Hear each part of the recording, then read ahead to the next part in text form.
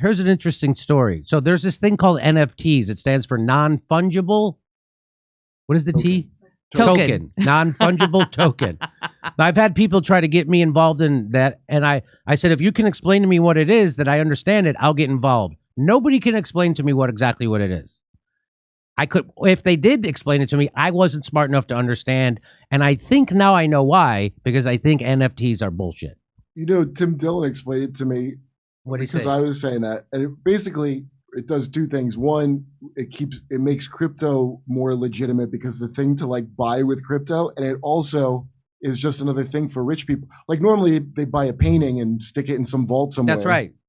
And so once you have now that people have so much money, they got to find new things to spend it on. So they have to make up shit like metaverses and NFTs, all kinds of stuff. Well, watch how it's not working out for them, Kurt. Why Jack Dorsey's first tweet, NFT plummeted 99% in value in 1 year. Well, what happened? Well, in December 2020, Jack Dorsey created a non-fungible token out of his first ever Twitter post. He turned a static image of a 5-word tweet into a digital file stored on a blockchain, and voila, an NFT was born. And this is it. That was his first tweet. He turned it into a digital thing. It lives on a blockchain. I'll give you $500,000. Got more. A few months later, the image sold at auction for a stunning $2.9 million. That's almost as much. You can almost buy a house in Los Angeles for that money.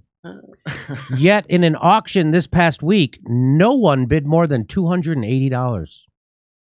So they tried to auction off that NFT that was for almost $3 million. They got $280. And even current bids on OpenSea only amount to about $10,000, a 99% drop in value. What happened? Dorsey's NFT initially garnered little interest, with some people bidding a few $1,000s in December 2020, a time when NFTs still had few believers. But in March 2021, the market entered hype mode, with monthly sales on OpenSea jumping to nearly $150 million, up from just $8 million 2 months prior. Iranian crypto entrepreneur Sina Estavi got swept up in the frenzy, buying Dorsey's NFT for $2.9 million.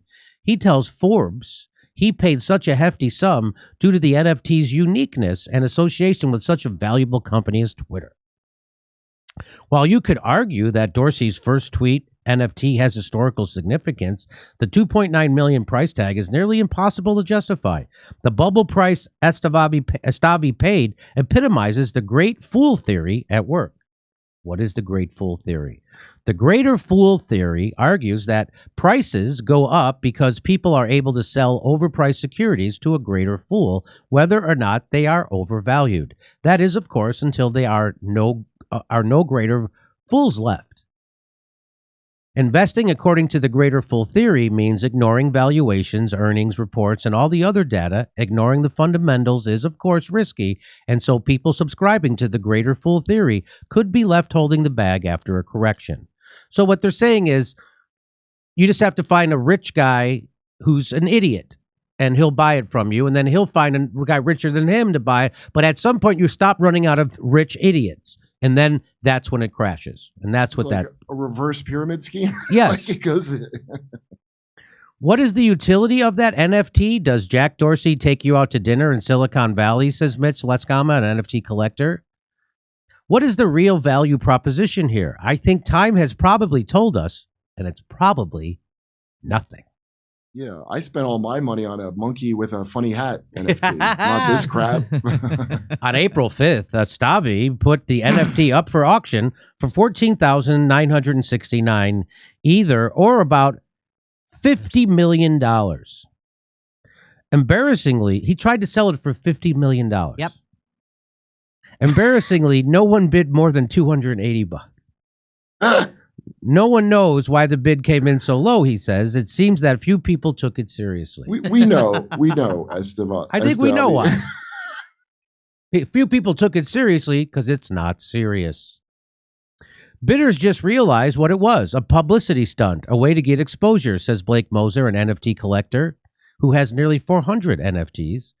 I do think Sina Estavi accomplished what he was looking for, exposure to his NFT.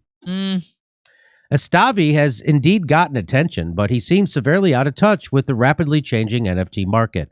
The market isn't ready to jump into literally anything that a celebrity or someone of high stature might release. Laxama says, I think last year was a really good time for that, but a lot of people have grown weary of cash grab tactics.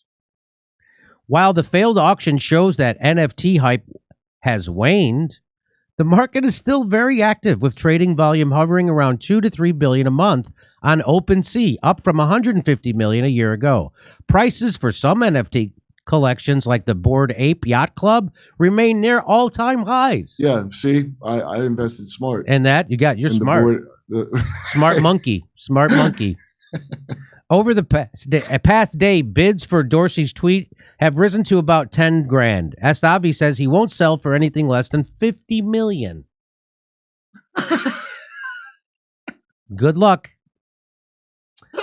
There are few investment vehicles in history that will turn out to be worse investments than NFTs. I have to agree. Twitter itself. I have to agree with that. I don't know. Does Twitter even turn a profit yet? I don't know.